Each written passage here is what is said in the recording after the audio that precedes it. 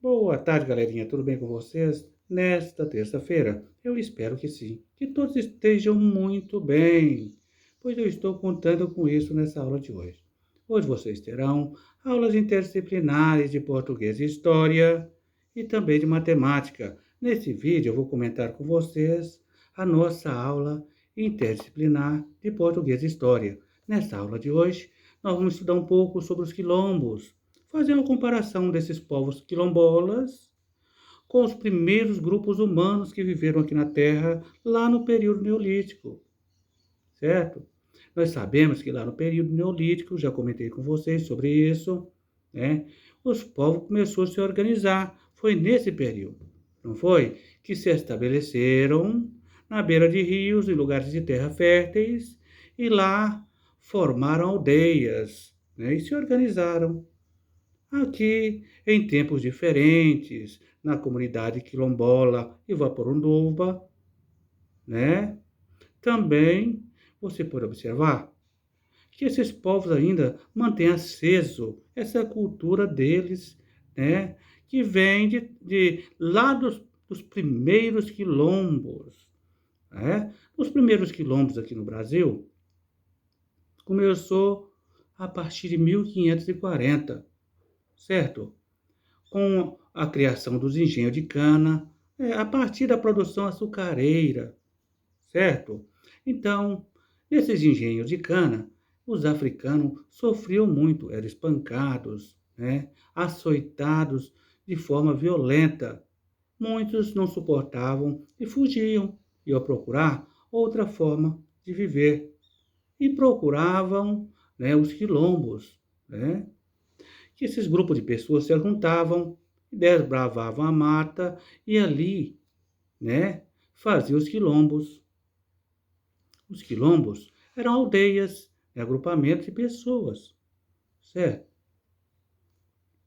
E ali todas as pessoas escravizadas, né, que era subjugada pelos portugueses, né, iam caçar um refúgio e encontrava os quilombos como lugares de refúgio, tá? Então, nesses quilombos, haviam africanos, haviam brancos, pobres, haviam índios, né? Então, e africanos de várias etnias também ali viviam naquele grupo, né? Naqueles agrupamentos, né? Que formam as aldeias, os quilombos, certo? No início, a vida nos quilombos era muito precária, muito parecida com a vida dos primeiros grupos humanos lá na pré-história, no período neolítico, não é? Mas já eram organizados. Lá na pré-história também, no período neolítico, já eram organizados, né?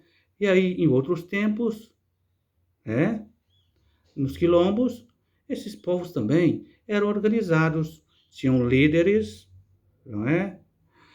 Tinha agricultura de subsistência, certo? Se você observar, nesse tanto lá no período neolítico quanto em outro tempo nos quilombos, a partir de 1540, nós observamos que a agricultura é de subsistência, não é?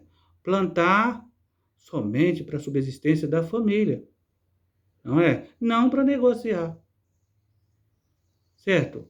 Agora, você observa que também, lá no período neolítico, como que era feita a arquitetura, né? As casas, a arquitetura daquele povo naquele tempo, como que eram feitas? Né? Lá no período neolítico era feita, como eu já mostrei para vocês, né? As casinhas dos povos sambaquis, eram feitas com casas tampadas com paias de sapés, né? E chão batido, certo? Agora, aqui nos quilombos também, nos primeiros quilombos, né, era muito parecido. Eram casas feitas de pau a pique e tampadas com palha de sapé e o pau a pique chapado de barro. Muito parecido, né, com as construções de moradia lá no período neolítico. Há uma semelhança aí. Essa cultura de fazer casas de pau a pique e chão batido é uma cultura africana que eles trouxeram lá da África aqui para o Brasil, certo? Então, eles formaram as comunidades, né?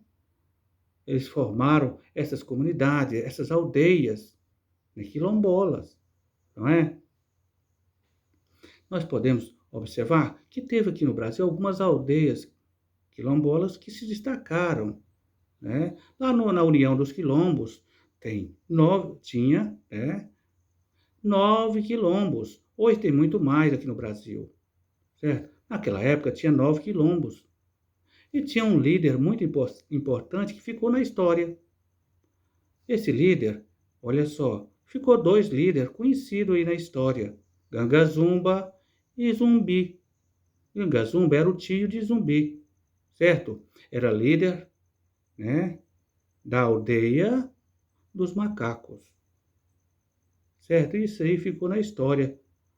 Olha só, Zumbi, após a morte do tio dele, Gangazumba, ele assumiu a liderança, né? E travou guerras com os portugueses, olha, e foi muitos anos, até ser derrotado em 1694, né? E foi decapitado. Em 1695 ele foi decapitado, né? Quando ele foi preso, foi decapitado, em 1695, a sua esposa suicidou, né? Pulou de um precipício e deixou 3 filhos. Bom, é uma história ruim, né? Mas Zumbi se tornou um mártir da história aí, da revolução, né? Para a liberdade, né? Porque ele queria a liberdade dos escravos, não é? Então ele se tornou um mártir na história. E, embora a morte dele fosse trágica, né, fosse traído, igual ele foi traído pelo comandante dele, foi por isso que ele foi capturado. Antônio Soares o traiu e ele foi capturado e morto. Mas ele ficou na história o mártir, né, da Revolução. Então, galera, vocês percebem? Olha que os quilombos, né, tiveram lideranças também, assim como lá no período neolítico, nos primeiros grupos humanos, quando se formaram aldeias, se organizaram, né, tiveram líderes também, né? O modo de vida desses povos do quilombo não é muito diferente do modo de vida dos primeiros grupos humanos, lá no período neolítico, tá? Você observa que aqui nos quilombos, nos primeiros quilombos, né, se produzia o quê? Olha só, o arroz não plantava. No início era o quê? Milho, batata, feijão e mandioca. No início dos quilombos, eles não plantavam arroz, né? Plantavam especificamente esses produtos. Mas aí, com os anos, né, os quilombos foram mudando alguma coisa, mas ainda mantém essa cultura viva, né? Da cultura de subsistência, aqui como, olha só, como aqui na comunidade quilombola em Vaporonduva, certo? Você observa que aqui, nessa comunidade quilombola, ainda mantém essa cultura do passado, dos primeiros quilombos aqui no Brasil, certo?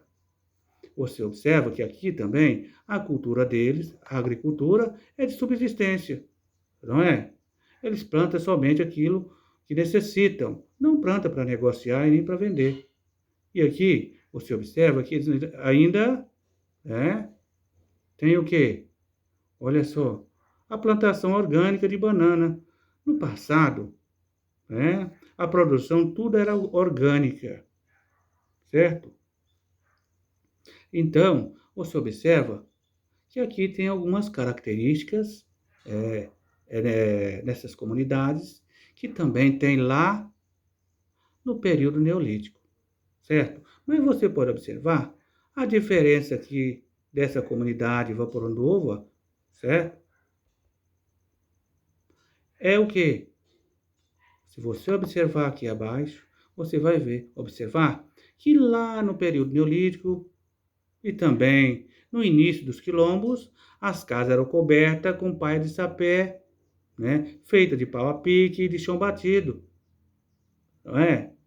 Aqui, na atualidade, nós observamos que essa comunidade já está bem além disso, não é? Mas ainda mantém o que? As culturas, né, da agricultura de subsistência e também do artesanato, porque o artesanato, né, isso vem desde do início da humanidade, quando o homem inventou o primeiro, né, vaso de barro, né?